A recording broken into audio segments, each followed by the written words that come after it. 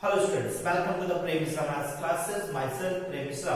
Children, after the two session, मतलब हमने first two session में क्या-क्या डिस्कस किया था कि how to convert degree to radian, radian to degree और वो बेस्ड क्वेश्चन. आज जो हम लोग स्टार्ट करेंगे वो ट्रिग्नोमेट्री में सर्कुलर मेजरमेंट पे बात करेंगे. Circular measurement. तो फर्स्ट ऑफ ऑल जैसे हम किसी टॉपिक को स्टार्ट करते हैं तो हमारे दिमाग में कुछ क्वेश्चंस रेज होने स्टार्ट हो जाते हैं कि what is the circular measurement, हम क्यों पढ़ेंगे. तो उससे लिए बेटा मैंने सबसे फर्स्ट आज जो पॉइंट आपके सामने लेकर आया वो है limitations of right angle triangle. यानी जो हमने क्लास 9th और 10th में पढ़ा था राइट एंगल ट्रायंगल, उनकी लिमिटेशंस क्या है, वो कहां पर आकर फेल हो जाते हैं, ये बातें हम लोग डिस्कस करेंगे. तो मैं आपके सामने बहुत छोटा सा एग्जांपल लेकर रख रहा हूं और इस पर आप ध्यान से सुनिएगा. चिल्ड्रन, टॉपिक स्टार्ट करने से मैं पहले कुछ आपको पॉइंट्स आपके दिमाग में रख दूं कि टॉपिक बहुत इंपॉर्टेंट है, बहुत बेसिक से लेकर आ रहा हूं. चाहता तो सीधे सीधे टॉपिक को पिकअप करता और सीधे क्वेश्चन पर आ जाते हैं, बट आज का जो वीडियो है ये उन बच्चों के लिए बहुत इंपॉर्टेंट वीडियो जो वाकई मैथ्स को समझना चाहते हैं. दो कैटेगरीज में स्टूडेंट्स हमारे पास होते हैं. एक वो जो मैथ्स सिर्फ करना चाहते हैं, सेकंड कैटेगरी जो उनकी होती है जो मैथ्स को समझना चाहते हैं. मैं सीधे सीधे टॉपिक आता और क्वाड्रेंट बनाता और क्वेश्चंस पर डायरेक्ट आ जाता.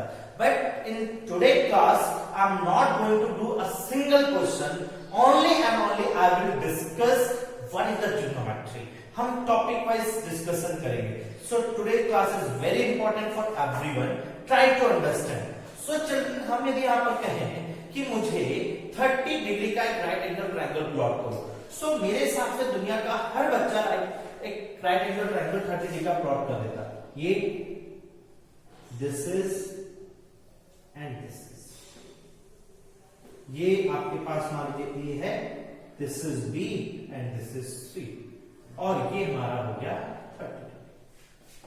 मैंने यहीं पर कहा होता कि 60 डिग्री का प्लॉट करिए,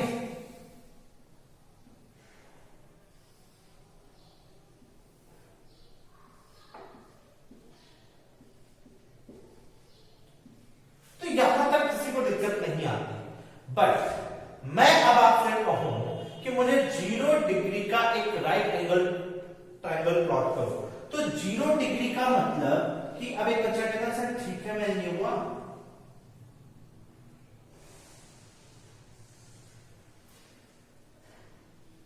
और ये जो एंगल है वो नियरेस्ट टू 0 डिग्री.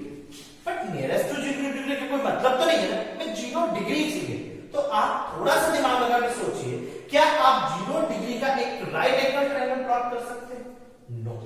क्या आप एक 90 डिग्री का, मैं आपसे कहूं कि 90 डिग्री का, तो क्या आप एक 90 डिग्री का राइट एंगल ट्रायंगल प्लॉट कर सकते हैं? नो. क्या मैं कहूं कि आप 120 डिग्री का एक राइट एंगल ट्रायंगल प्लॉट करिए, तो आप प्लॉट कर सकते हो क्या? नो. तो जब ये सारी प्रॉब्लम्स आए, क्या 120 डिग्री एंगल नहीं होगा? होगा. 120 क्या, 160, 180, 200, 300, मोर देन 20 से ज्यादा हमारे सामने एंगल्स अभी आने वाले हैं. तो जब हम इन एंगल्स के बारे में बात करने लगे, तो उस समय जब मैथमेटिशियंस के सामने प्रॉब्लम आई, तो वहां पर राइट एंगल ट्रायंगल फेल हो गया, मतलब वो उसकी वर्किंग में नहीं आया. तो जब ये ट्रायंगल्स राइट एंगल ट्रायंगल हमारे फुट में नहीं है, तो हमने इसके आगे बढ़े बेटा और उस पॉइंट को हमने लिया सर्कुलर मेजरमेंट. सर्कुलर मेजरमेंट को स्टार्ट करने से पहले एक छोटा सा फिगर हमारे पास, एक सर्कल है जिसका सेंटर O है, रेडियस R है. ये मैं एक फिगर आपके लिए बना रखा है. एक पॉइंट P है, ये M है और ये हमारे पास M है. यदि मैं इस फिगर की बात करूं और इस फिगर को आपके सामने रखते हुए मैं आप सबसे पूछूं कि what is the value of sine theta, तो आप सभी कह सकते हो कि सर साइन थीटा की वैल्यू बड़ा इजीएस्ट है सबको फाइंड आउट करना, परपेंडिकुलर अपॉन हाइपोटेन्यूज. तो perpendicular means PM and hypotenuse will be OP. Okay, perpendicular is PM, hypotenuse is OP. Okay, अब देखिए, अब PM के सामने, PM के प्लेस पर क्या मैं ON लिख सकता हूं? Okay, upon OP. ऐसा किस लिए? बिकॉज ये बच्चा मुझसे कहता है कि सर आप इसमें राइट एंगल ट्रायंगल क्यों सपोज कर रहे हो, ये तो सर्कुलर मेजरमेंट है. यानी मेरे पास सिर्फ और सिर्फ रेडियस होता, सिर्फ और सिर्फ रेडियस हो, और एक्स एक्सिस और वाई एक्सिस एक बार फिर से सुनिएगा, मैं इन दोनों लाइंस को हटा दूं, PM और PN, इन दोनों लाइंस को हटा दूं, मेरे पास सिर्फ x एक्सिस हो और y एक्सिस हो और रेडियस r। इस रेडियस r का क्या मतलब मैं आपको बताऊं, बस एक चीज और समझिएगा कि r क्या सपोर्ट कर रहा है। r किसी भी एंगल, जैसे मैंने कहा कि 30 डिग्री, तो ये 30 डिग्री, तो जो r है ये पोजीशन ऑफ एंगल बता रहा है 60 डिग्री, तो ये आपके पास क्या है, ये जो r है ये पोजीशन ऑफ पॉइंट बता रहा है कि पॉइंट की पोजीशन क्या है। तो 30 डिग्री, 60 डिग्री, 90 डिग्री, ये r उसकी पोजीशन को बताएगा। क्लियर हो गया? r क्या करेगा, उस पॉइंट की पोजीशन बताएगा 30 डिग्री, 60 डिग्री एंड 90 डिग्री। तो प्लीज समझिएगा कि यदि मैं इसमें सिर्फ मेरे पास x एक्सिस और y एक्सिस हो और रेडियस हो r हो, तो क्या मैं थीटा फाइंड आउट कर सकता हूं? तो समझिए यहां से एक नई डेफिनेशन अब आपके सामने आ रही है, ये परपेंडिकुलर अपॉन हाइपोटेन्यूज सब हटाने जा रहे हैं। अब नया डेफिनेशन क्या है समझिए, ये जो मैंने एरो बनाया है ये क्या कर रहा है, ये इसकी प्रोजेक्शन बताएगा। प्रोजेक्शन का मतलब होता है छाया, हिंदी में बोलूं तो एक कोई लाइट आ रही है, वो लाइट इस रेडियस r पे पड़ेगी, तो इस y एक्सिस पर कितना पार्ट कवर करेगा, OL। ओके, y एक्सिस पे कितना पार्ट कवर करेगा, OL। यानी जो फॉर्मूला निकल कर आया बच्चों वो क्या आ जाएगा, ON अपॉन OP, जो हम लोग ऑलरेडी दिखा चुके हैं, इससे तो कोई फर्क है नहीं। ठीक, अब ON है क्या, तो आप लिखोगे प्रोजेक्शन ऑफ y एक्सिस, ठीक, या projection of r on y axis. ठीक है, projection of r on y axis divided by r, ये सर्कुलर मेजरमेंट के अंदर है। इसी तरीके से भी मुझे cos थीटा फाइंड आउट करना हो तो मैं cos थीटा की वैल्यू यहां पर बेटा क्या लिखूंगा, cos theta is equal to base upon hypotenuse. Base क्या हो गया, OM, एंड हाइपोटेन्यूज इज वही OP, तो OM अपॉन OP। अब मैं OM को चेंज नहीं करूंगा, यहीं पर मेरा OM की जगह पे PN होता, हवा में होता, एक्सेस नहीं मिल रहा होता, तो मैं PN के प्लेस पर OM लिख सकता था, लेकिन ये x एक्सिस पर मिल रहा है, इसको मैं चेंज नहीं करूंगा।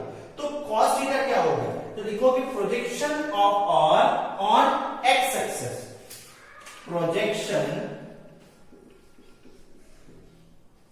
Of r on x axis divided by r। ये फॉर्मूला हो गया बच्चों कि साइन थीटा का जो फॉर्मूला आया कि प्रोजेक्शन ऑफ r का प्रोजेक्शन x एक्सिस पर divided by r, cos theta equals to projection of r on x axis, यानी r जो है आपका रेडियस x एक्सिस पर जितना प्रोजेक्शन प्लॉट कर रहा है डिवाइडेड बाय उस सर्कल का रेडियस। ओके, tan थीटा बहुत सिंपल सी बात है, sin theta upon cos theta class 10 से पढ़ते हैं, तो उसका फॉर्मूला क्या होगा, projection of r on y axis upon projection of r on x axis. मतलब बिना सर्कल के राइट एंगल ट्रायंगल के भी मैं sin थीटा और cos थीटा फाइंड आउट कर सकता हूं। अब मैं इसी से आपको जैसे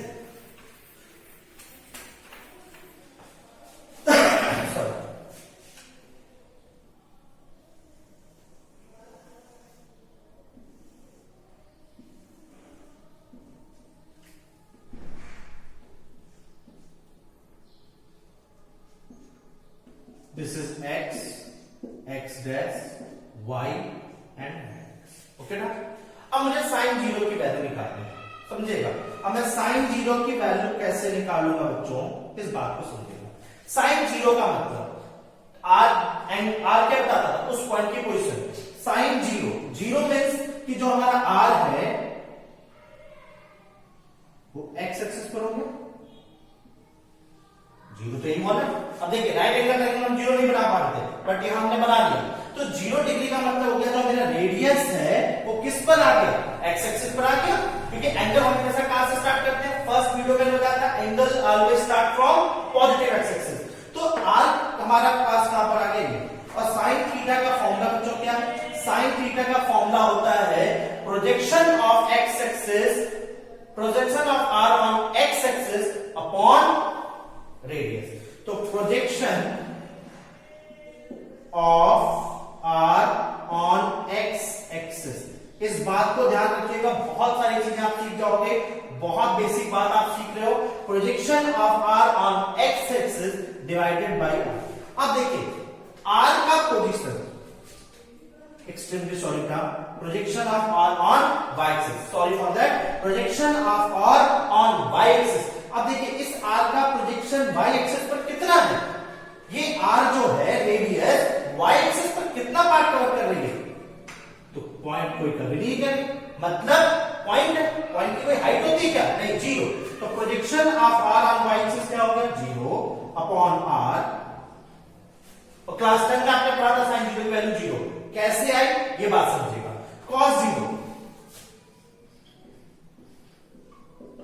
कॉस जीरो क्या है, projection of are on x axis, projection of are on x axis divided by R. अब इस आर का प्रोजेक्शन एक्स एक्सिस पे कितना है, ये पूरा, मतलब आर के इक्वल, सिर्फ projection of are on x axis, R का प्रोजेक्शन एक्स एक्सिस पर कितना है, R, so this is R upon R, cancel, cos zero की वैल्यू कितनी होगी। तो देखिए मैं बिना राइट एंगल ट्रायंगल के भी सही, मुझे sin 90 की वैल्यू निकालनी है। अब देखिए मैं 90 कैसे निकाल सकता हूं, sin 90। अब sin 90 का मतलब क्या होगा कि r की पोजीशन क्या होगी, r हमारा यहां पहुंच गया, देखिए जहां पर राइट एंगल ट्रायंगल फेल हुआ था वो यहां पर, देखिए हम 90 भी बता पा रहे हैं, तो हमारे पास 90 कहां पर आ गया, यानी r की पोजीशन हमारी बच्चों कहां पे हो गई, r की पोजीशन हमारी y एक्सिस पर हो गई, r की पोजीशन कहां पे पहुंच गई, y एक्सिस पर। फॉर्मूला क्या होता है, projection of r on y axis, projection of r on y axis, तो r की पोजीशन डिवाइडेड बाय रेडियस। देखिए cos 90 निकालना है बच्चों,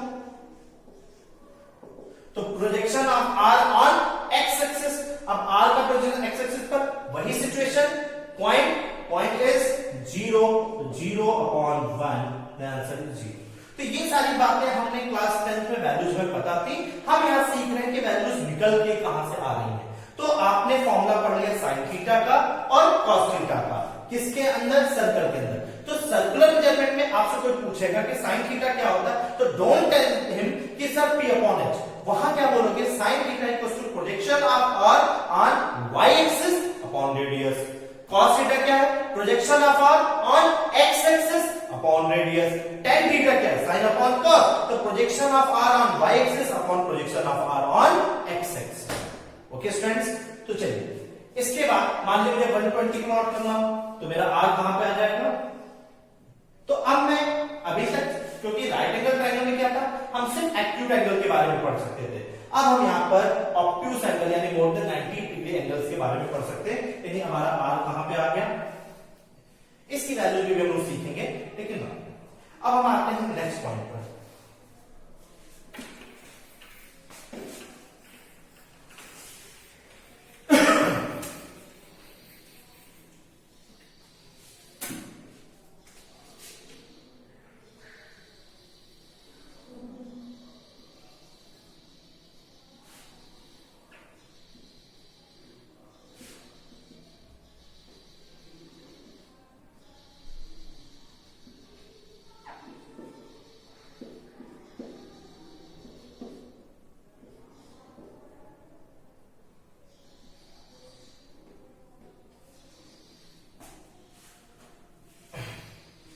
नेक्स्ट चैप्टर, अब हम लोग आते हैं साइन ऑफ ट्रिग्नोमेट्री।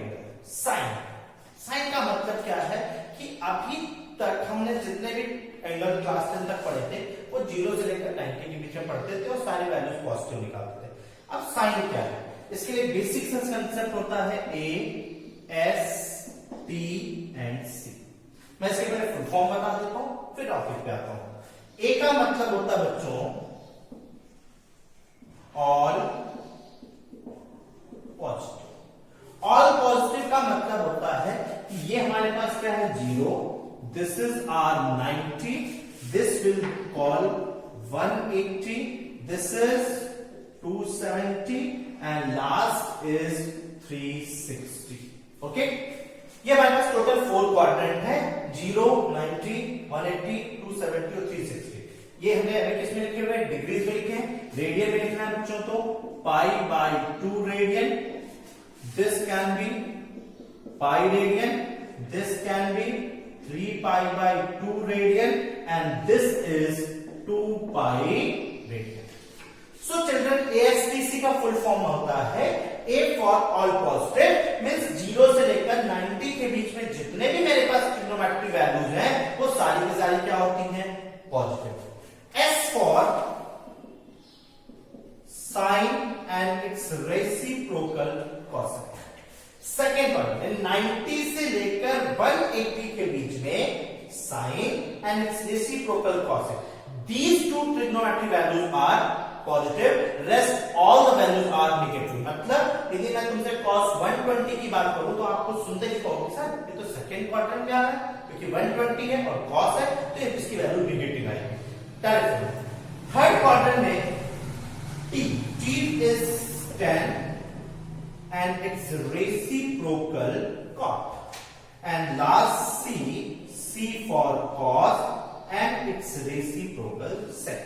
तो AST after school to coaching, after school to coaching, ये बहुत बेसिक सी बात है, हर बच्चा जानता है, वो कुछ नया नहीं.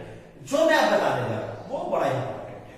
वो मैं बताने जा रहा हूं कि अब कई बच्चे खड़े होते हैं कि सर मेरा डाउट है. मेरा क्या डाउट है कि सर फर्स्ट में सारे पॉजिटिव क्यों होते हैं, सेकंड में क्यों साइन ही क्यों पॉजिटिव होता है, थर्ड में टेन और कॉट ही क्यों होते हैं और फोर्थ में कॉस और सेक. ये जरूरी है, ये समझना चाहिए कि आखिर ऐसा क्यों होता है, इसका लॉजिक क्या है, इसके पीछे क्या रीजन है, समझते हैं.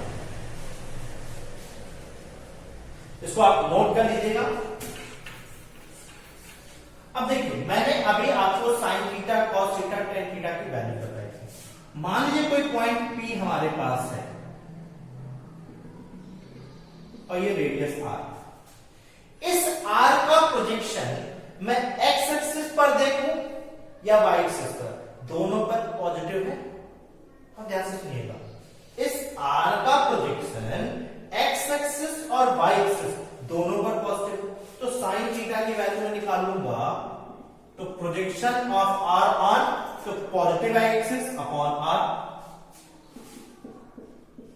Positive y axis upon R. तो वैल्यू कैसी आएगी बच्चों? पॉजिटिव तो आएगी क्योंकि इसका प्रोजेक्शन पॉजिटिव एक्सिस पर आ रहा है. cos theta positive x axis divided by r, this is also भी पॉजिटिव एंड tan थीटा, इसको तो सोचना ही नहीं, साइन और cos दोनों पॉजिटिव है तो पॉजिटिव ही रहेगा. तो 0 से लेकर 90 के बीच में ये जो R है वो x और y दोनों पर जो प्रोजेक्शन दे रहा है, आप इसे समझिएगा, R का प्रोजेक्शन x पर भी पॉजिटिव है, R का प्रोजेक्शन y पे भी क्या है? पॉजिटिव. लेकिन ये हमारी बात हो गई थीटा. लेकिन ये मान लेते हैं मैंने इसको P1 मान लिया. दूसरा जब मैं P1 की बात करूंगा तो P1 का प्रोजेक्शन R पर, y एक्सिस पर, P1 ये रेडियस है, इधर से इसकी प्रोजेक्शन निकाला जाता है. इसका प्रोजेक्शन y एक्सिस पर क्या है? पॉजिटिव, और R है तो पॉजिटिव रहेगा. लेकिन cos की बात करें यदि इधर से तो cos का प्रोजेक्शन x एक्सिस पर, ये कौन सा एक्सिस है? ये हमारा नेगेटिव x एक्सिस है बेटा. पढ़ा होगा आप लोगों ने कि ओरिजिन से हम लेफ्ट हैंड साइड पर है, तो ये क्या हो गया? जब सेकेंड क्वाड्रेंट में आ रहे हैं तो cos कैसा हो गया? नेगेटिव. फिर से कोई यदि तुमसे पूछेगा तो आप कहोगे सर इसका प्रोजेक्शन जो है, इस R का प्रोजेक्शन x एक्सिस पर किस एक्सिस पर आ रहा है? नेगेटिव x एक्सिस पर. तो ये क्या हो जाएगा? और tan क्या होता है? साइन अपॉन कॉस, तो प्लस अपॉन माइनस. तो इसलिए सेकेंड क्वाड्रेंट देखिए कौन पॉजिटिव है? साइन पॉजिटिव है ना, तो उसका रेसिप्रोकल भी क्या होगा? पॉजिटिव. लेकिन cos और tan कैसे होंगे बच्चों? नेगेटिव. मेरे सबसे समझ में आ रही होगी बातें कि cos और tan निगेटिव क्यों है, क्योंकि जो r का प्रोजेक्शन है x एक्सिस पर ये। एक बात और आपको मैं यहाँ बताते चलो, यहाँ पे जो प्लस और माइनस है ना, सिर्फ ये डायरेक्शंस बता रहे हैं। मैंने फर्स्ट क्लास में भी आपको डिस्कस किया था कि angle can not be negative. Minus sign जो है यहाँ पर वो सिर्फ और सिर्फ आपको क्या बता रहा है, डायरेक्शन। अब मैं आपको बात करता हूं tan। ये मान लीजिए कि P2, अब यहां पर ये R है। ये R चाहे मैं x एक्सिस की बात करूं बेटा,